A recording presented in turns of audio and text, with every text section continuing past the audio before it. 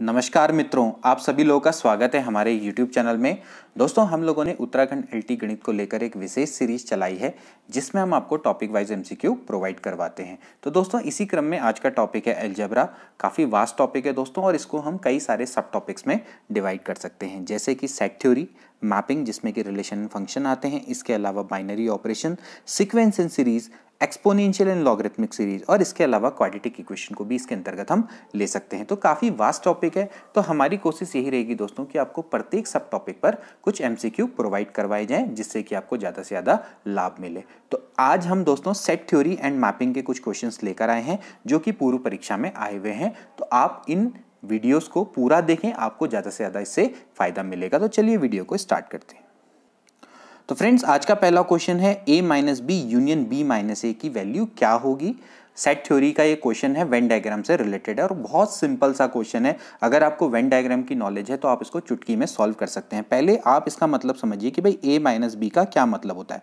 a minus B का दोस्तों मतलब होता है कि the element which are in A but not in B, यानी कि वो एलिमेंट जो कि ए के तो एलिमेंट है लेकिन बी के एलिमेंट नहीं है। इसी तरह से बी माइनस ए का मतलब क्या होगा दोस्तों, जो एलिमेंट बी में है लेकिन ए में नहीं है, यानी Y is the element of B and Y is not the element of A. अगर मैं इसको वेन डायग्राम से दिखाऊं दोस्तों, तो मैं इसको किस तरीके से दिखाऊंगा, आप इसको इस तरह से देख सकते हैं। जैसे कि सपोज करो आप पहले ए यूनियन बी का बनाइए। देखिए दोस्तों, ये है आपका ए और ये है बी, तो ये जो पूरा पार्ट है, ये जो पूरा पार्ट है दोस्तों, ये आपका क्या है, ए यूनियन बी है, ठीक है ना।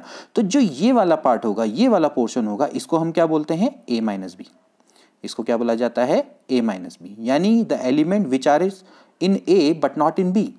इसी तरह से ये वाला जो होगा, ये वाला पार्ट क्या होगा दोस्तों, B minus A, the element which are in B but not in A, ठीक है ना। तो ये बीच वाले पार्ट को क्या बोलते हैं, जो इन दोनों में कॉमन होता है, तो उसको क्या बोलते हैं, इंटरसेक्शन बी, ठीक है। तो अब आप बताइए कि अगर आपको a minus B union b minus A, यानी ये वाला पार्ट और ये वाला पार्ट दोनों को मिला के बनाना है, तो आप कैसे बनाएंगे। आप क्या करेंगे, आप टोटल में से जैसे टोटल पार्ट है, इसमें से आप बीच वाला पार्ट माइनस कर देंगे। तो भाई जो टोटल है वो क्या है, a यूनियन b है ना। ए यूनियन बी टोटल है, तो इसमें से आप क्या माइनस कर दो, इंटरसेक्शन बी को माइनस कर दो। तो आपको क्या मिल जाएगा, ये वाला पार्ट और ये वाला पार्ट मिल जाएगा, ठीक है ना। यानी ये रीजन और ये रीजन आपको मिल जाएगा, ठीक है ना। तो कितना सिंपल है, A union B minus A intersection B. इस तरीके से दोस्तों हम इसको दिखा सकते हैं। तो यहां पर से इसका राइट ऑप्शन क्या बैठेगा दोस्तों, ये बैठेगा आपका सी वाला, इसका राइट ऑप्शन है, ठीक है ना। इसके अलावा आप ए माइनस बी को हम, इसके अलावा आप क्या लिखते हैं, A intersection B dash B, इसको लिखा जाता है। इसको आप याद करिएगा, बहुत इंपॉर्टेंट ये रिलेशन है। ए माइनस बी बराबर क्या होता है, A intersection B complement. Similarly B minus A क्या हो जाएगा दोस्तों, बी माइनस ए हो जाएगा बी इंटरसेक्शन ए कॉम्प्लीमेंट। इसको भी आप ध्यान में रखेंगे, काफी इंपॉर्टेंट फॉर्मूला, याद रखिएगा। इसके बाद एक और सिंपल क्वेश्चन 25 वाला देखिए, if function from R to R, ठीक है, यानी कि एक मैपिंग है जो कि रियल टू रियल है, ठीक है, और इसके बाद जी एक अनदर मैपिंग है जो कि रियल टू रियल है, ठीक है ना। ये ध्यान में रखें, इसको डोमेन बोलते हैं, इसको क्या बोला जाता है, कोडोमेन बोला जाता है। इसको भी आप ध्यान में रखेंगे। R to mapping where F X बराबर आपको दे रखा है 2x, एफ एक्स की वैल्यू कितनी है, 2x है, और जी एक्स की वैल्यू आपको दे रखी है x square plus 2, then value of f o g, ठीक है ना। यानी कि इसको आपने निकालना है कंपोजिशन ऑफ टू फंक्शन। देखिए f of ji of x, मैं आपको पहले बता दूं, f of ji of x क्या होता है दोस्तों, ये होता है एफ ऑफ जी एक्स, ठीक है भाई। तो एफ ऑफ जी एक्स का मतलब है आपको क्या निकालना है, पहले आप देखिए यहाँ पर एफ ऑफ जी ऑफ 2 निकालना है, ठीक है भाई दोस्तों। तो यहां पर से देखिए क्या हो जाएगा, एफ ऑफ जी 2 हो जाएगा भाई। आप इस फॉर्मूले को अप्लाई करेंगे, इस फॉर्मूले के अकॉर्डिंग ये हो जाएगा, ठीक। तो यहां पर देखिए, एक सेकेंड, यहां पर देखिए क्या हो जाएगा दोस्तों, यहां पर आप जी टू की क्या वैल्यू होगी दोस्तों, यहां पर से देखिए जी एक्स, अगर एक्स स्क्वायर प्लस 2 है तो जी टू क्या होगा दोस्तों, ये हो जाएगा 2 स्क्वायर प्लस 2, है ना। और फिर 2 स्क्वायर प्लस 2 को हम क्या लिखेंगे, ये लिखेंगे 2 का स्क्वायर कितना होता है, 4 प्लस 2 दैट इज 6। ओके, तो अब आप बताइए एफ एक्स बराबर अगर 2x है तो एफ सिक्स क्या होगा भाई, 2 इंटू सिक्स, 2 इंटू सिक्स कितना हो जाता है, 12। तो कितना सिंपल क्वेश्चन है, और ये टीजीटी में आया हुआ है, तो इसका आंसर कितना हो जाएगा दोस्तों, 12 हो जाएगा। तो सी वाला ऑप्शन बिल्कुल करेक्ट है। ओके, इसके बाद अगला प्रश्न दोस्तों काफ़ी सिंपल सा प्रश्न है, फिर से देखिए। ए बराबर है 2,6, बी बराबर आपका है 109, दो आपको सेट दे रखे हैं, इसके अलावा सी भी एक और सेट दे रखा है 1,9, then the value of A cross B union C. आपको A cross B union C की वैल्यू को फाइंड आउट करना है। तो काफ़ी सिंपल सा क्वेश्चन है दोस्तों। पहले आप सबसे पहले क्या निकालेंगे, यहाँ पर बी यूनियन सी निकालेंगे। तो देखिए बी यूनियन सी क्या हो जाएगा, यूनियन का मतलब क्या होता है, the element which are in B और इन सी। यूनियन का मतलब है कि जो दोनों में हो या दोनों में से एक हो, यानी एटलीस्ट दोनों में से एक में हो जाए। तो कहने का मतलब है कि जो आप सारे एलिमेंट इसमें लिख दो। देखिए सबसे पहले क्या आएगा, 0 आएगा, ठीक है, 1 और 9। तो अगर आप बी यूनियन सी निकालेंगे तो कितना आएगा, वो 019। इसके अलावा आपको क्या निकालना है, ए की वैल्यू आपको कितनी दे रखी है, ए बराबर आपको दे रखा है 2,6, ठीक है। अब आपको क्या निकालना है, इनका कार्टेशियन प्रोडक्ट निकालना है। बहुत सिंपल है। तो आप किसको कैसे निकालते हैं, देखिए आपको निकालना है ए क्रॉस बी यूनियन सी। ए क्रॉस बी यूनियन सी आप कार्टेशियन प्रोडक्ट कैसे निकालते, देखिए यहाँ पर ऐसे लिखिए, पहले ए को लिखिए 2,6, ठीक है, और बी को लिखिए 019, ठीक है ना। तो जो कार्टेशियन प्रोडक्ट होता है वो एक्चुअली क्या होता है, एक ऑर्डर्ड पेयर होता है, जहां पहला एलिमेंट ए का होगा, दूसरा एलिमेंट बी यूनियन सी का होगा। तो देखिए क्या क्या कार्टेशियन प्रोडक्ट बनेंगे, 20, 21, 29। इसके अलावा क्या बनेगा, 61, 60, 61 और 69। तो बस इसको आप लिख दीजिए सेट की फॉर्म में। तो भाई कार्टेशियन प्रोडक्ट किस तरीके से आ जाएगा, ये हो जाएगा दोस्तों, पहला क्या बना 20, फिर इसके बाद 21 और 29, है ना। इसके बाद अगला क्या आएगा, 60, 61 एंड देन 69, है ना। तो इस तरीके से दोस्तों ये आ जाएगा, ठीक। ध्यान में रहे कि मैपिंग होगी, जो कार्टेशियन प्रोडक्ट होगा वो ए से बी यूनियन सी की ओर होगा, ठीक है ना। 0,2 डज नॉट इक्वल्स टू 20, ठीक है। यहां पर एक चीज को ध्यान में रखना, जो आपका ऑर्डर्ड पेयर है, इसीलिए इसका नाम ऑर्डर्ड पेयर है, क्योंकि इसमें ऑर्डर इंपॉर्टेंट है। तो ऐसा नहीं कि भाई 20 को आपने 02 लिख दिया, आप उसी ऑर्डर से लिखेंगे इसको, ठीक है। अगर B union C cross A होता तो उसकी वैल्यू अलग होती, ठीक है ना। इसीलिए हम कहते हैं कि भाई जो ए क्रॉस बी होता है वो generally does not equal to B cross A, ठीक है। बी क्रॉस ए की value generally A cross B के बराबर नहीं होती, ये चीज ध्यान में रखना। इसी केस में बराबर हो सकती है कि जब आपकी ए और बी दोनों के दोनों बराबर हों, तो उस केस में ये क्या हो जाता है कि भाई ए क्रॉस बी बराबर बी क्रॉस ए हो जाता है। लेकिन ज्यादातर इन दोनों की जो क्रॉस प्रोडक्ट होता है वो बराबर नहीं होता, इस चीज को अपने ध्यान में रखना है। तो दोस्तों अगर हम यहां पर से देखें तो इसका राइट आंसर क्या बनेगा, इस तरह का है 20, 21, 29 और 60, 61, 69। तो इस तरह से देखा जाए तो इसका ए ऑप्शन बिल्कुल करेक्ट है।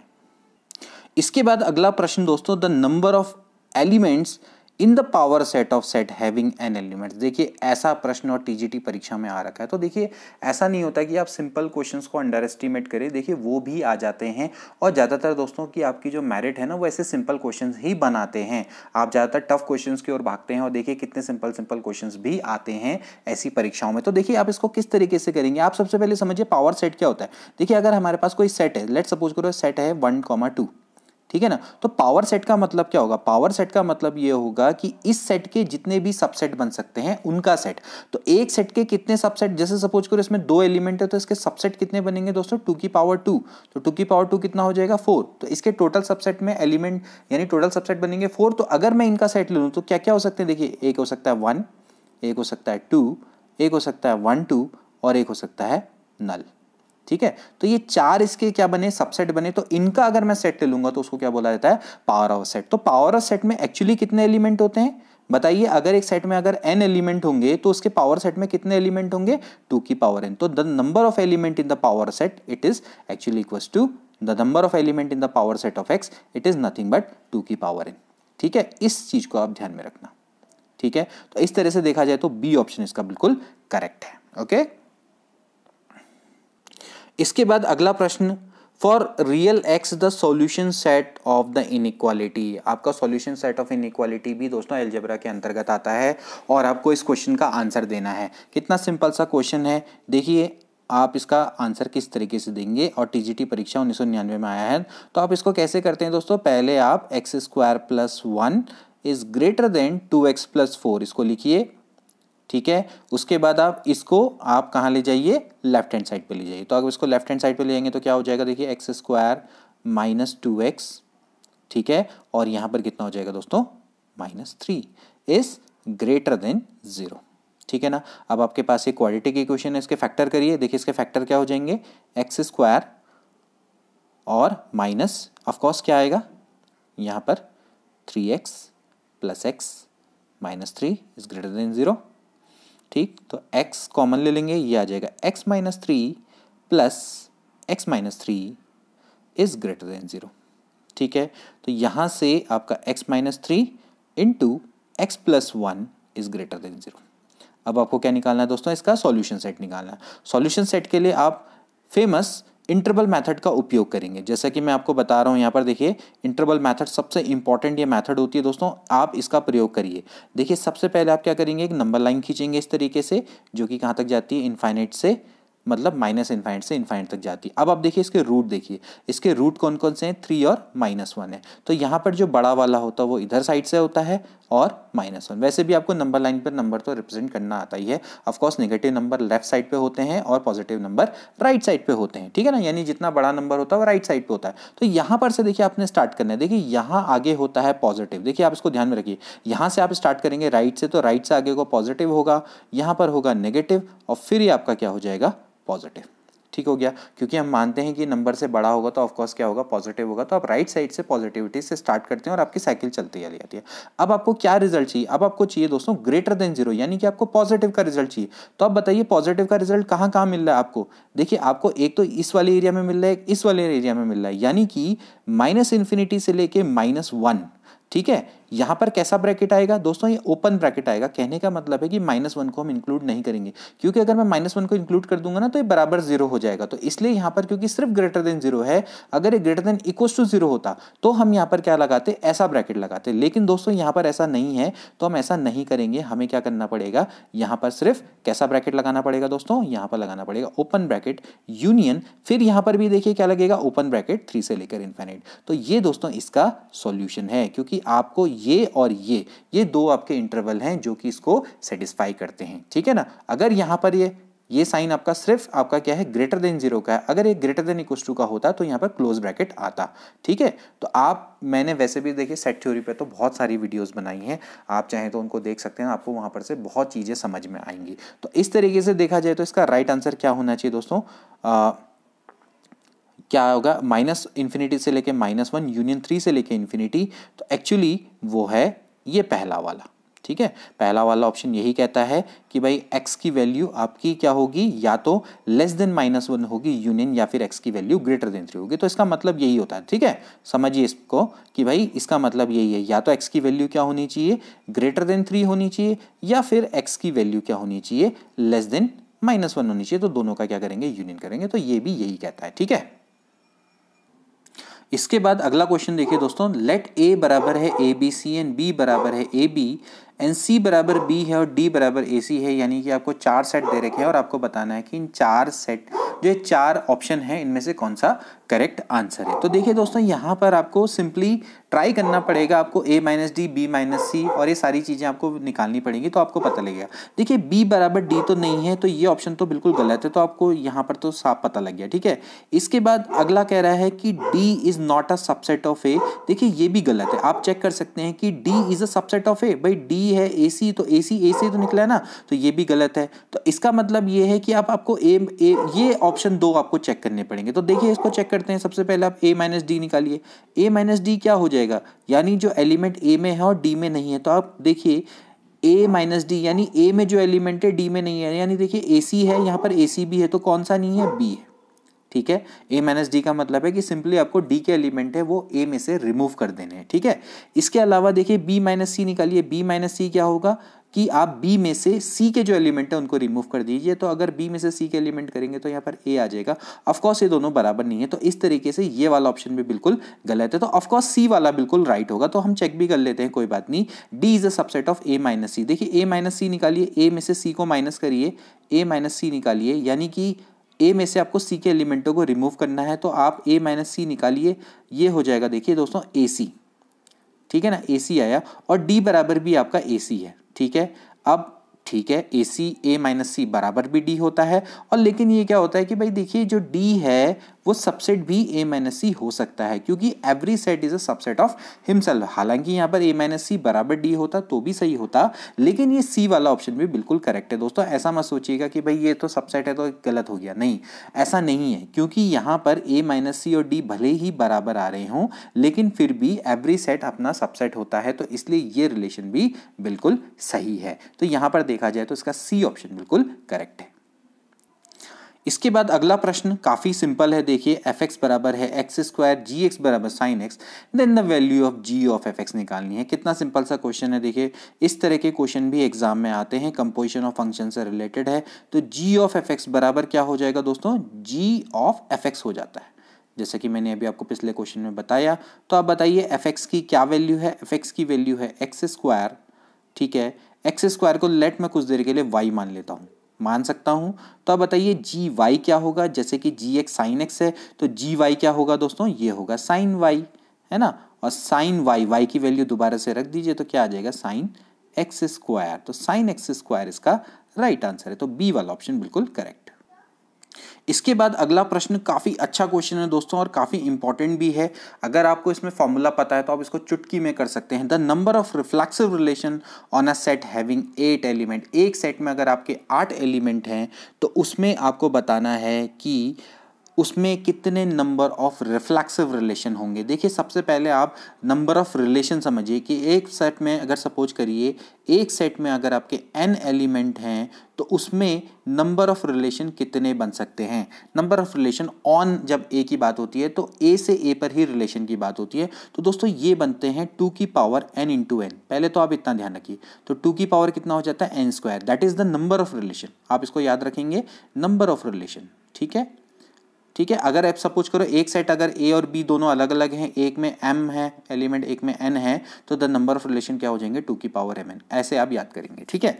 अब आपसे कह रहे हैं कि रिफ्लेक्सिव रिलेशन। देखिए रिफ्लेक्सिव रिलेशन का मतलब ये है कि उसमें आपके जैसे अगर a is the element of a है, ठीक है, या a is the element of a है तो a comma a should be the element of relation, ठीक है ना। तभी जाके वो क्या बन जाता है, रिफ्लेक्सिव बन जाता है। यानी कि जैसे सपोज करो अगर a में 1 2 3 एलिमेंट हैं तो रिलेशन में 1 1 2 2 3 3 ऐसे एलिमेंट होने चाहिए। तो ऐसे कितने बन सकते हैं रिफ्लेक्सिव रिलेशन।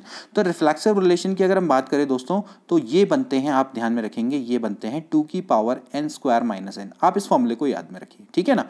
तो 2 की power n square minus n आपके कितने बनते हैं, रिफ्लेक्सिव रिलेशन बनते हैं, जहां n क्या है, the number of element in any set. तो यहां पर आपके 8 एलिमेंट है तो ये हो जाएगा 8 स्क्वायर माइनस 8। 8 का स्क्वायर कितना होता है दोस्तों 64। तो 64 माइनस 8 कर देंगे आप, तो 64 माइनस 8 करिए तो दोस्तों यहां से कितना हो जाएगा, 14 में से 8 गया कितना होता है 6, ठीक है ना। तो यहां पर दोस्तों ये बच जाएगा 2 की पावर 56। तो 2 की power 56 is the right answer. तो यहां पर देखा जाए तो बी वाला ऑप्शन बिल्कुल करेक्ट है। ओके, इसके अलावा देखिए अगर आपसे बोला गया होता कि नंबर ऑफ सिमेट्रिक रिलेशन निकालो, तो नंबर ऑफ सिमेट्रिक रिलेशन का भी आपको फॉर्मूला पता होना चाहिए। वो होता है 2 की power n into N plus 1/2। काफ़ी इंपॉर्टेंट है, इनको आप याद में रखना, ठीक है ना। 2 की power n into N plus 1/2 ये होते हैं number of symmetric relation. Number of relation क्या होते हैं 2 की पावर n स्क्वायर, और नंबर ऑफ आपके जैसे कि रिफ्लेक्सिव रिलेशन होते हैं 2 की power n square minus n। ये आप तीनों फॉर्मूला याद रखिए। एग्जाम में जहां पर अगर निकालने बैठेंगे तो बहुत समय लग जाएगा, इससे बढ़िया आप चुटकी में इसको इस तरीके से फॉर्मूले की मदद से आप इसको सॉल्व कर सकते हैं। इसके बाद अगला बड़ा अच्छा question, ABC are subset of universal set S, then आपको बताना है A minus C union B minus C की क्या वैल्यू होगी। काफ़ी अच्छा क्वेश्चन है दोस्तों और वेन डायग्राम की मदद से आप इसको सॉल्व करना सीखिए। देखिए सबसे पहले मैं आपको बना के दिखाता हूँ। लेट सपोज करो ये है A, ये है B और ये है C। ये आपके पास 3 सेट हैं A, B और C, ठीक है ना। और ये आपके किसके अंतर्गत है, यूनिवर्सल सेट के अंतर्गत है, ठीक है। इसको बनाने की वैसे आवश्यकता नहीं है, लेकिन चलो कोई बात नहीं, मैं इसको दिखा देता हूँ, ठीक। अब आपसे देखिए यहाँ पर क्या कह रहा है, A minus C union B minus C. देखिए A minus C union B minus C. अब आप उसको देखें, A माइनस सी का मतलब क्या होता है, the element in A, the element of A which are not in B, ठीक है। तो A माइनस सी एक्चुअली ये होगा दोस्तों, ये वाला पार्ट A माइनस सी है, ठीक है। अब इसके बाद आपसे कह रहा है B माइनस सी। देखिए B माइनस सी आपका क्या होगा, जो B के वो एलिमेंट जो कि सी में नहीं है, ठीक है ना। तो बी के वो एलिमेंट जो सी में नहीं है वो एक्चुअली ये है, ठीक है। अब आप बताइए, अब आपके पास बच गया ये वाला पार्ट, ठीक है। तो यहां पर से अगर आप देखें तो जो a minus C union b minus है, देखिए a माइनस सी आपका ये वाला पार्ट हो गया और b माइनस सी वाला ये वाला पार्ट हो गया, ठीक है। तो आप बताइए ये एक्चुअली किसके बराबर है, ठीक है। ये आपका किसके बराबर है, एक्चुअली ये है, अगर आप a यूनियन b, देखिए आप देख सकते हैं यहां पर से, अगर मैं a यूनियन b, ये देखिए ये पूरा पार्ट क्या होगा, a यूनियन b होगा, इसमें से अगर मैं c को माइनस कर दूं तो मुझे ये वाला पार्ट मिल जाएगा, मिलेगा नहीं मिलेगा, ठीक है। तो बस आपने क्या करना है, a minus a union b में से आपने क्या कर देना है, c को माइनस कर देना है, ठीक हो गया। तो आप इस तरीके से दोस्तों इस क्वेश्चन को सॉल्व कर सकते हैं। तो आपने करना क्या है, a यूनियन b में से ये आपको देखिए ये वाला पार्ट है ना, देखिए ये वाला पार्ट आपको निकालना है। तो ये वाला पार्ट आपका कैसे निकलेगा, ये वाला पार्ट आप कैसे निकलेगा कि आप क्या करेंगे कि आप a यूनियन b, ये देखिए a यूनियन b वाला है ना, इसमें से आप इस c को माइनस कर देंगे, ये c है, इस c को आप माइनस कर दो इस टोटल वाले पार्ट में से, ये ना। तो देखिए आपका क्या हो जाएगा, ये आपका वैसे टोटल पार्ट है, इसमें से आप c को माइनस कर देंगे तो आपका ये वाला पार्ट मिल जाएगा। तो a यूनियन b में से आप c को माइनस कर दो। तो इस तरीके से दोस्तों ये क्वेश्चन होते हैं, समझ में आ रहा है। तो इस तरीके से आप वेन डायग्राम की मदद से इसको बहुत ईजिली कर सकते हैं, ठीक है। इसके बाद अगला प्रश्न, if f is a function from real to real, g is another mapping from real to real and h is another mapping from real to real, then आपको बताना है, भाई आपको दिया हुआ है, so that fx बराबर है एक्स स्क्वायर, जी एक्स बराबर है 10x, एच एक्स बराबर है log e base x, then the value of H O G O F of X. कहने का मतलब है कंपोजिशन ऑफ थ्री फंक्शन आपको कह रखा है, इसको आपने निकालना है। बहुत सिंपल सा क्वेश्चन है, कोई बात नहीं, आप इसको सिंपली कर सकते हैं। देखिए सबसे पहले H O G O F, ठीक है ना, ये आपका तीन कंपोजिशन की फंक्शन है, एफ एक्स इसकी वैल्यू निकालनी। तो बहुत सिंपल है, आप इसी तरीके से इसको करेंगे। यहाँ पर सबसे पहले लगाइए एसोसिएटिव लॉ। देखिए इसको हम ऐसा लिख सकते हैं, H of G O F X लिख सकते हैं, ठीक है ना। आपने क्या किया, एसोसिएटिव लॉ लगाया। एसोसिएटिव लॉ में क्या होगा, ये वाला पार्ट इसके संग चला जाएगा, ठीक। तो अब आप देखिए, आप इसको एक मानिए, इस वाले को एक मानिए। तो आपको मैंने अभी बताया था भाई F of ji of x क्या होता है, बताइए क्या होता है, एफ ऑफ जी एक्स। तो यहां पर से देखिए क्या हो जाएगा, H O G of F X हो जाएगा, होगा नहीं होगा भाई, H of G F X, ठीक। तो अब आप यहां पर से देखिएगा, इसको ध्यान से अगर आप देखें तो ये हो जाएगा, इसको थोड़ा सॉल्व कर लेते हैं। देखिए H O G of F X, H O G of F X, देखिए यहां पर से एफ एक्स की जो वैल्यू है दोस्तों वो है आपकी एक्स स्क्वायर, ठीक है ना। अब फिर से वही देखिए, अब फिर से वही हो गया, जैसे F of ji of x क्या होता है, वो होता है आपका एफ, यानी ये होता है एफ ऑफ जी एक्स होता है ना। तो ऐसे ही यहां पर भी करेंगे भाई, H O G of X square है तो क्या हो जाएगा, H of G X square, yes. इसी तरीके से होगा आगे। अब इसको सॉल्व करिए, देखिए जी ऑफ एक्स स्क्वायर, देखिए जी ऑफ एक्स बराबर है 10x, जी ऑफ एक्स बराबर है 10x, तो जी ऑफ एक्स स्क्वायर क्या होगा बताइए, 10x स्क्वायर, यस भाई, जी ऑफ एक्स बराबर हो जाएगा 10x स्क्वायर।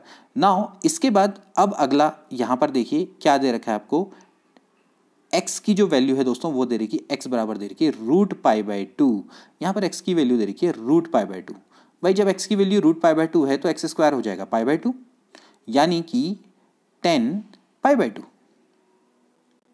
है ना, 10 पाई बाई 2, ठीक, 10 पाई बाई 2। तो इसके बाद आपको क्या कह रखा है भाई, h, इसके बाद आपको दे रखा है भाई एच एक्स की वैल्यू है लॉग ई बेस एक्स, यानी कि हो जाएगा log E base 10 pi by 2, yes. तो भाई 10 पाई बाई 2 की वैल्यू तो होती है इनफाइनाइट, तो लॉग ई बेस इनफाइनाइट तो डेफिनेटली क्या हो जाएगा, इनफाइनाइट हो जाएगा, ठीक है ना। तो इस तरीके से देखा जाए तो यहाँ पर जो इसका राइट आंसर दोस्तों वो आता है इनफाइनाइट। तो इनफाइनाइट तो यहाँ पर कहीं दिख नहीं रहा, तो इस तरह से देखा जाए तो ऑप्शन नंबर डी इसका करेक्ट होना चाहिए। तो इस तरीके से दोस्तों इसका ऑप्शन नंबर डी राइट है। अगला प्रश्न काफ़ी सिंपल है, ए बराबर आपको ए बी सी तीन सेट दिए हुए हैं, A union B intersection C निकालना है। बहुत सिंपल है, आप इसको निकाल लीजिए। ए यूनियन बी कितना हो जाएगा, ए यूनियन बी का मतलब होता है जो ए और बी दोनों में है, तो आप बताइए क्या आएगा, 1 3 और इसके अलावा 4 5 7 एंड 9, ठीक है। इसके बाद आप निकालिए इंटरसेक्शन सी, तो अब आपको क्या करना है, इन बी में से आपने इन दोनों का इंटरसेक्शन कर देना है। सी में आपका क्या है 1 3 4 9 और 11। तो आप देख सकते हैं कि इन दोनों में क्या क्या कॉमन है, इंटरसेक्शन निकालना है इसके संग, आपको इन दोनों में कॉमन देखना है। तो 1 3 4 और 9 कॉमन आता है, तो 1 और 3 4 एंड 9 ये आपका इसमें कॉमन आ रहा है। ठीक है, तो इस तरीके से देखा जाए तो डी ऑप्शन इसका बिल्कुल करेक्ट बैठता है, क्योंकि इनमें से कोई भी सही नहीं है। अब आप देख सकते हैं 1 3 बिल्कुल इसमें और कोई भी कॉमन नहीं आ रहा है अगर मैं सही हूँ तो। ठीक है, तो सही है इसका मतलब 1 3 4 9 के अलावा इसमें कुछ भी कॉमन नहीं है, तो डी ऑप्शन बिल्कुल करेक्ट है। इसके बाद अगला प्रश्न एफ एक्स बराबर आपको दिया हुआ है 2x + 5 upon X square plus X plus 5, then आपको फंक्शन ऑफ -1 निकालना है, इसकी वैल्यू क्या होगी। काफ़ी सिंपल सा क्वेश्चन है, फिर से वही आपके दो फंक्शन के कंपोजिशन पर है। इस बार आप सेल्फ पर फंक्शन ले रहे हैं, फंक्शन ऑफ फंक्शन। ठीक है, तो कोई बात नहीं, आप इसको निकाल लीजिए। सबसे पहले आप क्या निकालिए, एफ ऑफ -1 निकालिए, बहुत सिंपल है। एफ ऑफ -1 क्या हो जाएगा, देखिए दोस्तों यहाँ पर रख दीजिए 2 × -1 + 5। बहुत सिंपल से क्वेश्चन है, कोई दिक्कत नहीं है इनमें। -1 का स्क्वायर हो जाएगा 1 - 1 + 5, सो ये 1 से 1 कट जाएगा, तो ये हो जाएगा 2 और -2, 5 में से 2 गया आपका 3/5। ओके, तो इसकी तो वैल्यू होगी 3/5, तो आपको क्या निकालना है, f 3/5 निकालना है एक्चुअली। तो कितना सिंपल है, आप अब इसकी वैल्यू को निकाल लीजिए। 2 × कितना हो जाएगा 3/5 + 5 डिवाइडेड बाय 3/5 का स्क्वायर प्लस 3/5 + 5। ठीक है, बस अब आप इसको सॉल्व करिए। ले लो भाई एलसीएम ले लो, 3 दूनी 6, 6/5 प्लस चलो मैं एक काम करता हूँ, पूरा ही ले लेता हूँ। 6/5 का लिखना है इसको, 6 चलो मैं इसको हटा देता हूँ, इसको मैं हटा देता हूँ। 6 + 25/5 ले लेता हूँ। ठीक है, सिंपली हो जाएगा सॉल्व, और ये हो जाएगा 3/25, मतलब सॉरी 9 बट्टे ये हो जाएगा 25, पूरा 25 में एलसीएम ले लेता हूँ मैं, ताकि जल्दी जल्दी हो जाए। 25 पूरा एलसीएम ले लूँगा, तो भाई बताओ क्या आएगा। यहाँ पर तो 5 है ही ऑलरेडी, तो 5 3 हो जाएगा 15, प्लस 25 पंजे होता है 125 होता है। ठीक है भाई, फिर 5 से 5 कटेगा, 5 पंजे हो जाएगा 25, और फिर ये 5 चला जाएगा ऊपर। ठीक, तो 25 और 6 होता है आपका 31, यानी 31, तो 31 × 5 हो जाएगा। नीचे बचेगा आपका 125 + 15 यानी कि 140 + 9 यानी कि 149 बच जाएगा ये दोस्तों। ठीक है, तो 5 ही कम 5, 5 3 होता है 15, तो 155/149, तो ये इसका राइट आंसर है। तो इसमें आपको ज़्यादा दिमाग नहीं लगाना, बस थोड़ा बहुत कैलकुलेशन है वही करना है, और कुछ नहीं है इसमें। तो 149 नहीं 155/149, तो 155/149 दिख रहा है, बिल्कुल दिख रहा है। यहाँ पर सी वाला ऑप्शन बिल्कुल करेक्ट है। इसके बाद अगला प्रश्न देख लीजिए, काफ़ी सिंपल है। The shaded region of the following Venn diagram represent. Shaded region किसको रिप्रेजेंट करता है, आपको इन चारों में से बताना है। अब आप बताइए, देखिए क्या होता है, ये वाला पार्ट क्या होता है बताइए। ए और बी में जो कॉमन है क्या होता है, इंटरसेक्शन बी। ठीक है ना। अब आप बी और सी में ये वाला जो पार्ट है ये क्या है बताओ दोस्तों, ये है बी इंटरसेक्शन सी, है ना। और एक्चुअली जो पूरा पार्ट है वो क्या है दोस्तों, दोनों का यूनियन। तो A intersection B union B intersection C. इस क्वेश्चन में है ही क्या, कुछ भी नहीं है करने के लिए। तो intersection B union B intersection C, यानी ए वाला ऑप्शन बिल्कुल करेक्ट है। और टीजीटी परीक्षा में आ रखा है, देखिए इस तरह के क्वेश्चन भी आ जाते हैं। इसके बाद देखिए दोस्तों, अगला क्वेश्चन है let S be a set of 2 elements and the number of different binary composition that can be defined is. आपको बताना है कि number of different binary composition एक सेट में जिसके अंतर्गत 2 एलिमेंट है उसमें कितने नंबर ऑफ बाइनरी कंपोजिशन बन सकते हैं। सबसे पहले आप समझिए बाइनरी कंपोजिशन क्या होता है दोस्तों। ये इस तरह की मैपिंग होती है कि जैसे अगर आपका कोई सेट है, ठीक, यानी कि अगर 2 सेटों के बीच में अगर कार्टेशियन प्रोडक्ट अगर किया जाए, 2 सेटों के बीच में लगने वाला जो बाइनरी कंपोजिशन है वो बाइनरी कंपोजिशन कब कहलाएगा, या कोई भी ऑपरेशन है बाइनरी ऑपरेशन तब कहलाएगा जबकि वो उसी एलिमेंट्स उसी सेट के एलिमेंट्स की ओर मैप होता है। ठीक है ना। इसको सिंपल शब्दों में मैं कहूँ, जैसे सपोज करो मैं एडिशन को एक बाइनरी ऑपरेशन मानता हूँ with respect to natural number, ठीक है ना। क्योंकि जैसे सपोज करो अगर कोई भी दो नेचुरल नंबर अगर हम लेंगे, उनके बीच में अगर मैं एडिशन लगाऊंगा तो अगेन मुझे एक नेचुरल नंबर मिलेगा। जैसे सपोज करो 2 is a natural number, 3 is also natural number, so 2 + 3 is also a natural number. Similarly अगर मैं प्रोडक्ट के रिस्पेक्ट में देखूं तो नेचुरल नंबर को नेचुरल नंबर से अगर मैं मैपिंग कर रहा हूं तो यहां पर अगेन मुझे क्या मिलेगा, एक नेचुरल नंबर मिलेगा। तो इसको दोस्तों बाइनरी ऑपरेशन बोला जाता है। बाइनरी ऑपरेशन वो ऑपरेशन होता है कि जो दो सेट के बीच में लगने वाले ऑपरेशन को क्लोजर प्रॉपर्टी की ओर ले जाता है, यानी कि वो उसको क्लोज बना देता है। तो अगर वो क्लोजर प्रॉपर्टी को फॉलो करता है तो हम कहते हैं कि वो एक बाइनरी ऑपरेशन है। समझ गए होंगे।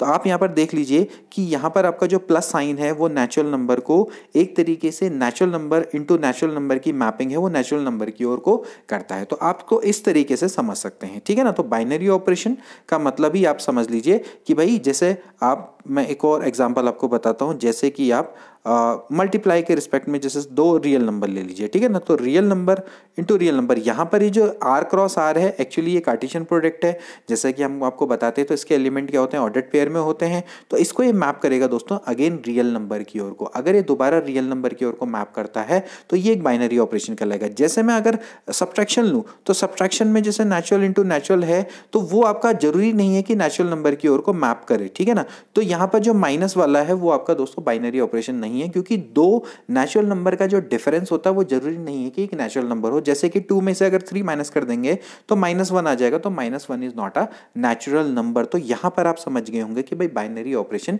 क्या होता है, ठीक है। तो बाइनरी ऑपरेशन में ऐसे कितने बाइनरी ऑपरेशन या कंपोजिशन बन सकते हैं ये आपको बताना है। द सेट हैविंग 2 एलिमेंट, तो मैं आपको बता दूं एक सेट में अगर n एलिमेंट्स हैं तो उसके बाइनरी कंपोजिशन बनते हैं n की पावर n²। तो यहां पर दोस्तों कितने एलिमेंट है, 2 हैं, तो 2 की पावर क्या हो जाएगा 2², सो दैट इज 2 की power 4, so actually it is 16। तो 16 इज अ राइट आंसर। तो a set having 2 elements have the number of binary composition will be 16। तो 16 इसका राइट आंसर है। तो यहां पर देखा जाए तो इसका राइट आंसर क्या बनता है, ए वाला इसका राइट आंसर है, ठीक है। इसके बाद अगला प्रश्न काफी अच्छा क्वेश्चन है दोस्तों। F N G R function such that F X बराबर है 3x+1 and F of G X बराबर है x-2, तो देन जी एक्स की वैल्यू को आपने निकालना है। काफी सिंपल सा क्वेश्चन है। देखिए कैसे करेंगे, आपको दिया हुआ है भाई एफ एक्स बराबर है 3x+1, ठीक है। तो अब आप बताइए कि भाई एफ ऑफ जी एक्स क्या होगा यहाँ के अकॉर्डिंग, ठीक है। अब आप यहाँ के अकॉर्डिंग बताइए कि भाई एफ ऑफ जी एक्स क्या होगा। एफ ऑफ जी एक्स क्या हो जाएगा भाई, 3 इंटू एक्स की जगह पे क्या लिख देंगे, g(x+1), यही तो होना चाहिए, है ना भाई। एफ ऑफ एक्स अगर 3x+1 है तो एफ ऑफ जी एक्स बराबर होगा 3gx+1। लेकिन आपको इसकी जो वैल्यू है वो तो आपको दे रखी है कितनी भाई, इतनी दे रखी है x-2, ठीक हो गया। तो बस अब यहाँ से जी एक्स की वैल्यू को निकाल लीजिए। तो देखिए जी एक्स बराबर कितना हो जाएगा, ये हो जाएगा x-2-1 divided by 3, so that is x-3/3। तो ये इसका राइट आंसर है। तो जी एक्स यानी ए वाला इसका दोस्तों राइट आंसर है। इसके बाद अगला प्रश्न काफी अच्छा क्वेश्चन है दोस्तों। ये फंक्शन पर डिपेंडेंट है कि function is a real to real if f is a mapping from real to real then fx बराबर 1/x। देन आपको बताना है f is 1 on 2, many 1 on 2, 1 on 2 और या फिर none of these। देखिए यहाँ पर सबसे पहले तो आप एक चीज़ देखिए कि जब आपका फंक्शन fx बराबर 1/x है तो ये किस चीज़ पर डिफाइन नहीं है, ये x can not be equal to 0। अब आप देखिए यहाँ पर मैपिंग दे रखी है भाई रियल टू रियल, तो रियल टू रियल पे दोस्तों ये कैसे डिफाइंड हो सकता है, ठीक है। यहाँ पर तो दोस्तों आपका अगर बात की जाए तो इसका डोमेन होना चाहिए रियल नंबर -0, ये होना चाहिए था, लेकिन यहाँ पर हो गया उल्टा, ठीक है। तो फंक्शन फ्रॉम, देखिए पहले तो इसका डोमेन ये होना चाहिए था और इसकी रेंज भी रियल -0 ही होनी चाहिए, तभी जाके ये दोस्तों डिफाइन हो पाएगा, 1 and 2 बन पाएगा। तो यहाँ पर तो ये फंक्शन ही डिफाइन नहीं है, तो इसका आंसर नन ऑफ दीज होना चाहिए। तो पहले ही ये जो प्रश्न है उसकी जो आपको मैपिंग है वही गलत दे रखी है। तो लेट आपको एक फंक्शन दे रखा है फ्रॉम रियल टू रियल, तो फंक्शन ही डिफाइन नहीं है, तो उसके बाद आगे 1 and 2 होने का तो चांस ही नहीं बनता। तो इसका मतलब ये है कि भाई जो डोमेन है वो इसका f का वो ये नहीं होना चाहिए, x बराबर 0 जो है वो इसके डोमेन के अंतर्गत आ जा रहा है, तो वो तो डोमेन इसका हो ही नहीं सकता क्योंकि function can not be defined, ठीक है। अगला क्वेश्चन आप चुटकियों में करेंगे। x बराबर है A B C D and y बराबर है 4 5 6 7 देन x यूनियन y निकालना है। बताइए क्या इसका होगा। ओरली आप बताएंगे, मैंने इसलिए इस क्वेश्चन को रखा है ताकि आप इसको ओरली कर दें। आप सभी का आंसर आ गया होगा तो इसका सी ऑप्शन बिल्कुल राइट है, ए बी सी डी 4 5 6 7। देखिए पीजीटी परीक्षा में आ रखा है अभी 2000 में, तो देखिए इस तरह के क्वेश्चन भी आ जाते हैं।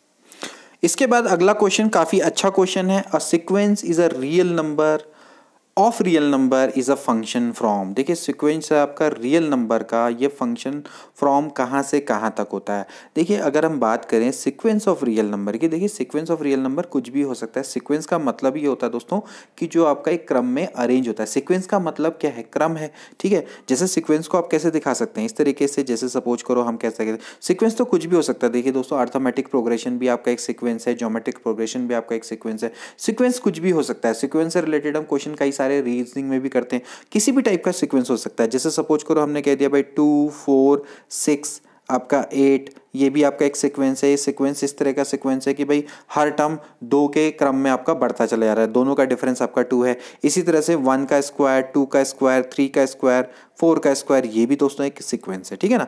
लेकिन अब आपसे कह रहा है कि सीक्वेंस ऑफ रियल नंबर, अब रियल नंबर तो कुछ भी हो सकता है, ठीक है ना। लेकिन जब हम नंबरिंग की बात करते हैं दोस्तों, नंबरिंग हमेशा कहाँ से स्टार्ट होती है, 1 से, यानी कि ये पहला एलिमेंट, फिर दूसरा, तीसरा, चौथा।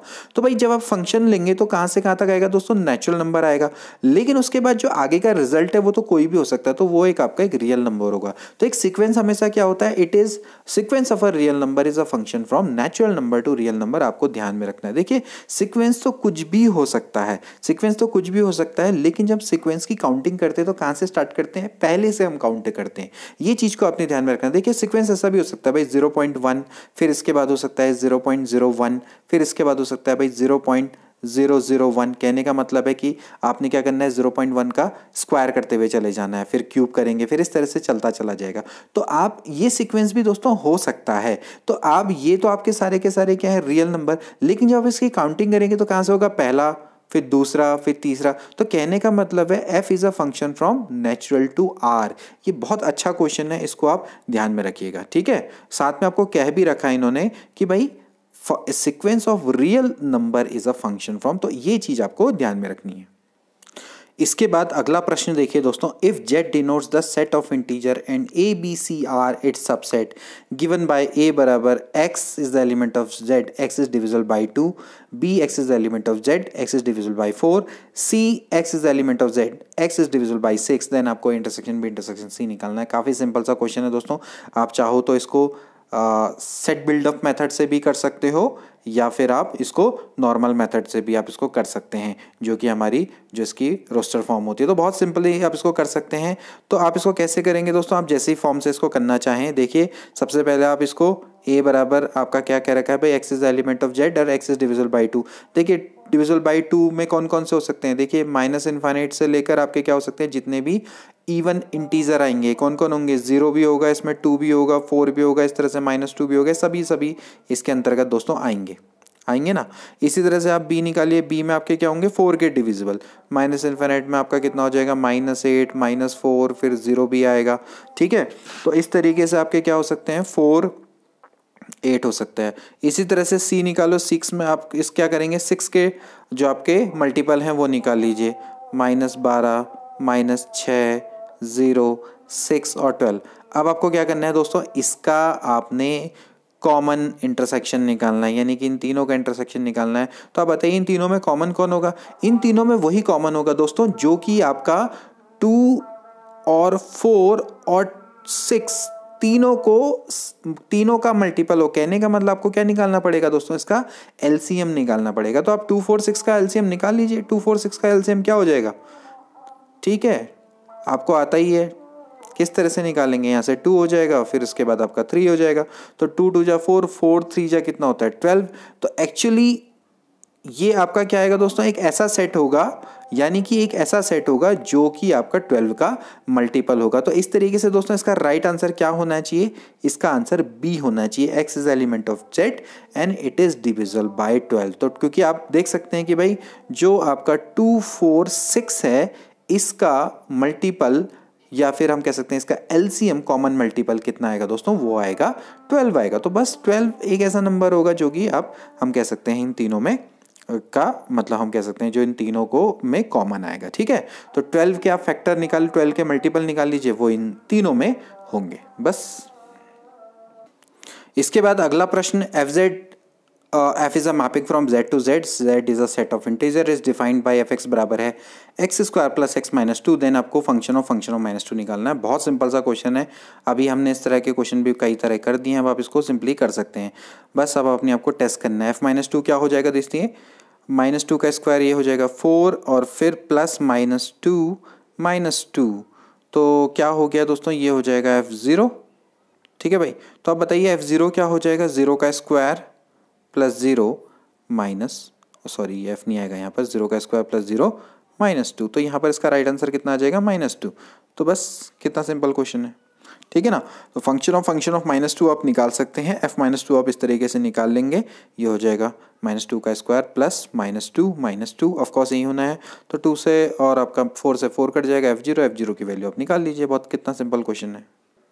इसके बाद देखिए दोस्तों, एक और क्वेश्चन काफ़ी अच्छा क्वेश्चन है जो कि 1 1 एंड ऑन 2 पर है। f is a mapping from real to real, be a function defined by fx बराबर है x minus M upon x minus N, जहां m और n बराबर नहीं है। देन आपको बताना है कि इन चार ऑप्शन में से कौन सा करेक्ट है। देखिए सबसे पहले हम चेक करते हैं 1 1, तो 1 1 के लिए चेक करने के लिए क्या होता है दोस्तों, fx1 बराबर fx2 हम चेक करते हैं, अगर x1 बराबर x2 आ गया तो ये 1 1 कहलाता है। तो यानी ये हो जाएगा x1 माइनस एम अपॉन, ये हो जाएगा x1 माइनस एन बराबर x2, यहाँ पर हो जाएगा x2 minus M upon x2 minus N.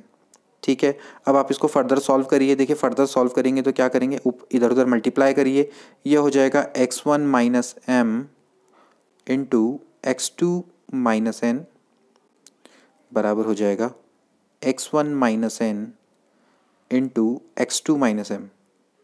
ठीक है, इस तरह से आप मल्टीप्लाई करिए। देखिए दोस्तों यहाँ पर से हो जाएगा x1 x2 minus N x1 minus M N x2 plus M N. ठीक है, सिंपली आपने मल्टीप्लाई करना है और कुछ नहीं, कैलकुलेशन, बस कैलकुलेशन को लगाओ और सिंपली इसको करते चले जाओ।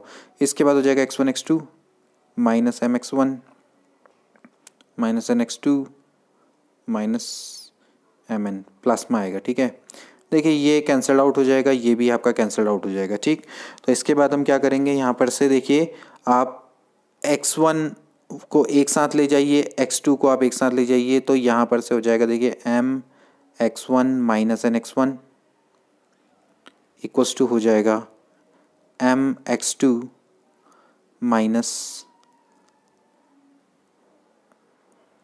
N x2। देखिए यहाँ पर से आप x1 कॉमन ले लीजिए, ये बच जाएगा आपका m माइनस एन, और यहाँ पर से भी आप x2 कॉमन ले लेंगे तो क्या बच जाएगा m माइनस एन।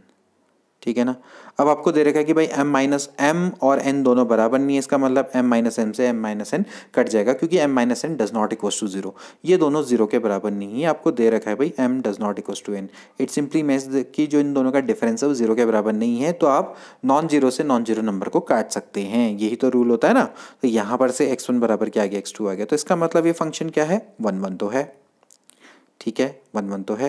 अब ऑन टू का मतलब क्या होता है, ऑन टू का मतलब ये होता है कि जब आपका कोडोमेन रेंज के बराबर हो जाए। ठीक है, तो अब यहाँ पर आपको देखना पड़ेगा कि जो इसका कोडोमेन है क्या वो रेंज के बराबर है या नहीं है। तो सबसे पहले हमें देखना पड़ेगा कि भाई यानी कि जो आपकी एवरी जो कोडोमेन की जो हर वैल्यू है, कोडोमेन रेंज के बराबर कब होता है, जब कोडोमेन की हर वैल्यू के लिए देयर इज अ एक्स, जो वहाँ पर एक एक्स ऐसा एग्जिस्ट करता है। ठीक है ना, तभी जाके हम बोलते हैं। तो यहाँ पर आपको चेक करना पड़ेगा कि क्या कोडोमेन और रेंज दोनों के दोनों बराबर हैं या नहीं है। तो पहले आप इसको चेक करिए, क्योंकि आपको देर का function is a mapping from R to R, तो यहाँ पर हम चेक करते हैं कि क्या ये फंक्शन ऑन टू है या नहीं है। देखिए सबसे पहले हमें क्या करना पड़ेगा, मैं मानूंगा लेट एफ एक्स बराबर मैं क्या मान लेता हूँ, एफ एक्स बराबर मैं क्या मान लेता हूँ, वाई मान लेता हूँ। ठीक है, तो इससे क्या होगा, देखिए यहाँ पर हो जाएगा X minus M upon X minus N बराबर वाई। तो देखिए X minus M upon X minus N बराबर वाई मान लेता हूँ। तो देखिए आप सबसे पहले मुझे क्या करना पड़ेगा, x की वैल्यू को निकालना पड़ेगा। देखिए मैं x की वैल्यू को कैसे निकालूंगा, x माइनस एम बराबर हो जाएगा y into X minus N. ठीक है, तो x माइनस एम बराबर हो जाएगा X Y minus N Y. Okay, तो अब यहाँ से इसको आप ले जाइए इधर, तो ये हो जाएगा x1 माइनस वाई बराबर हो जाएगा m minus N Y. So that is x is equal to हो जाएगा m minus N Y divided by हो जाएगा 1 माइनस वाई। सो अब देखिए यहाँ पर से एक चीज़ निकल कर आती है कि भाई x तो हर वैल्यू के लिए डिफाइंड है except y does not equal to 1। यानी कहने का मतलब है अगर y बराबर 1 हो गया तो भैया उसके लिए कोई भी x की वैल्यू एग्जिस्ट नहीं करती है। लेकिन ऐसा कैसे हो सकता है? आप यहाँ पर देख सकते हैं कि जो इसका कोडोमेन है, भाई कोडोमेन तो भैया ये कहता है कि भाई और रियल नंबर। अब इस हिसाब से देखा जाए तो इसकी दोस्तों रेंज, आपकी जो रेंज इसकी निकल कर आती है, इसकी रेंज निकल कर आती है, रेंज क्या निकल कर आती है दोस्तों? ऑल रियल नंबर -1 निकल के आती है। सभी के लिए डिफाइंड है लेकिन 1 को हटाना पड़ेगा आपने, ठीक है ना, वो इसकी रेंज है। लेकिन जो इसका कोडोमेन है वो तो रियल नंबर है। तो यहाँ पर साफ साफ है कि भाई जो रेंज और कोडोमेन है वो दोनों के दोनों अलग अलग है। साफ साफ आपको दिख रहा है कि भाई जो कोडोमेन है वो अलग है और इसकी रेंज इसकी क्या है, अलग है, ठीक है ना।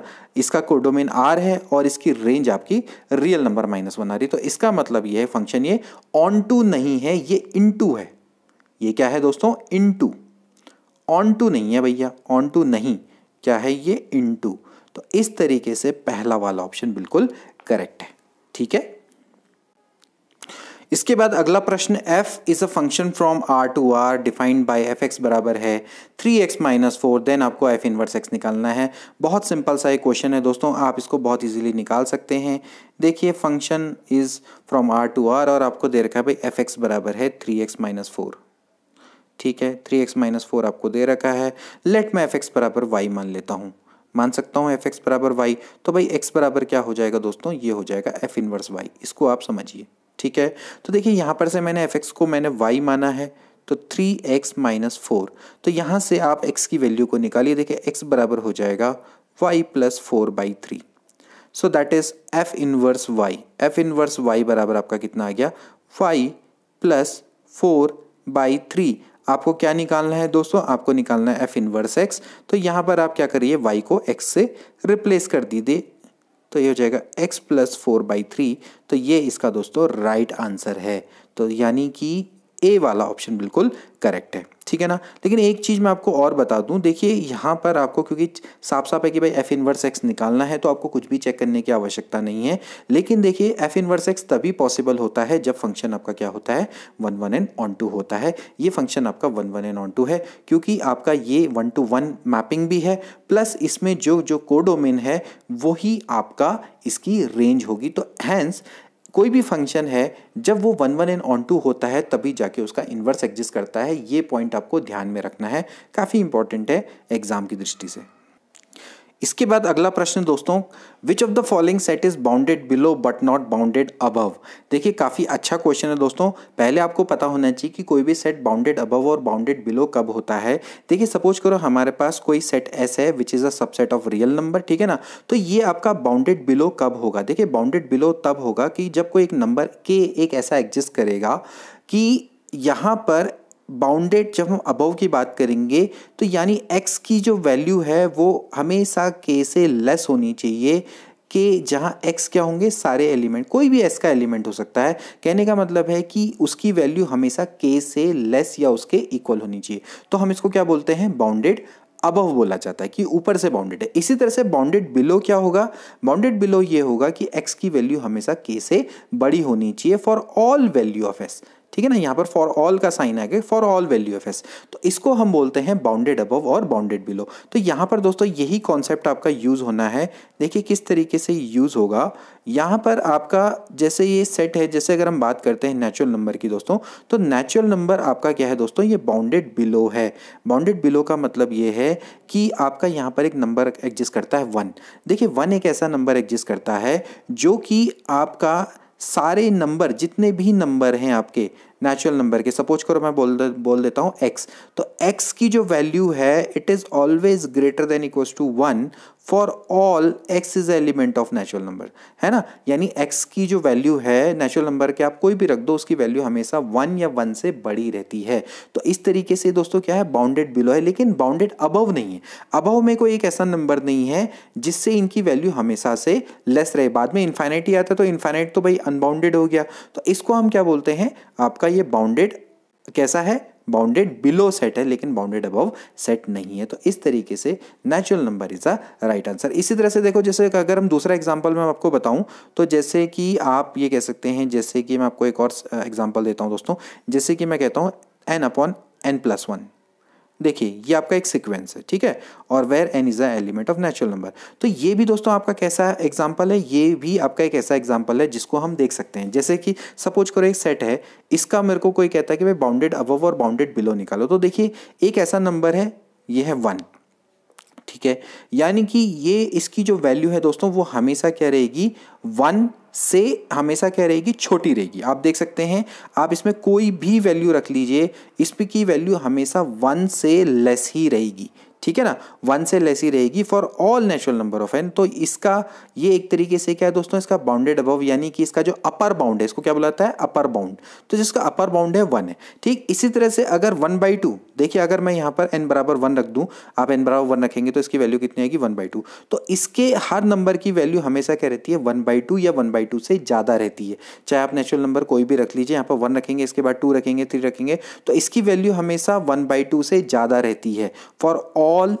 मतलब कहने का मतलब है x is always greater than equals to 2 for all x is element of natural number in that case. तो यहां पर ये दोस्तों क्या है, ये इसका हम कह सकते हैं लोअर बाउंड है, और ये इसका क्या है दोस्तों, अपर बाउंड है, क्योंकि इसकी जो वैल्यू है, अगर आप जितने करीब जाएंगे 9/9+1, यानी कि आप देख सकते हैं 9/9+1 यानी 0.19, यानी कहने का मतलब आप जितनी बड़ी वैल्यू रखते चले जाएंगे ये उतना क्या होगा, 1 के करीब जाएगा। लेकिन जो इसका अपर बाउंड है हमेशा क्या रहेगा, 1 रहेगा। तो 1 से इसकी वैल्यू हमेशा क्या रहेगी, छोटी रहेगी। तो इस तरीके से हम कह सकते हैं ये इसका एक अपर बाउंड है। तो आपको आई होप कि समझ में आ गया होगा। इसके बाद देखिए दोस्तों एक और क्वेश्चन, देखिए कितने सिंपल ये क्वेश्चन आते हैं अलजेब्रा से। पीजीटी परीक्षा 2000 में आया हुआ है, इस टाइप का क्वेश्चन अभी हमने किया भी है। आपको fx दिया हुआ है, gx दिया हुआ है, आपको g ऑफ f2 निकालना है। कितना सिंपल ये क्वेश्चन है। g ऑफ f2, देखिए f2 की वैल्यू आप यहाँ पर रख दीजिए, तो ये हो जाएगा 2 × 2 - 3। तो 2 × 2 - 3 का मतलब कितना हो जाएगा, 4 - 3 दैट इज़ 1। तो g1, तो देखिए g1 कितना हो जाएगा दोस्तों, 1 का स्क्वायर प्लस 5। तो 1 का स्क्वायर प्लस 5 कितना हो जाता है, 6 होता है। तो इसका 6 राइट आंसर है। तो दोस्तों ये थे कुछ इंपॉर्टेंट अलजेब्रा के क्वेश्चन। आज हमने सेट्स, मैपिंग और सीक्वेंस के कुछ क्वेश्चंस किए। वैसे सीक्वेंस के तो ज़्यादा क्वेश्चन आए नहीं, लेकिन सेट्स और मैपिंग के ज़्यादा क्वेश्चंस थे। आई होप कि आपको अच्छे लगे होंगे। अगले वीडियो में हम कुछ ऐसे ही और सब टॉपिक्स लेकर आएंगे अलजेब्रा के, जिसमें आपको काफ़ी फ़ायदा मिलेगा। तो चलिए मिलते हैं अगली वीडियो में। Till then take care and good bye.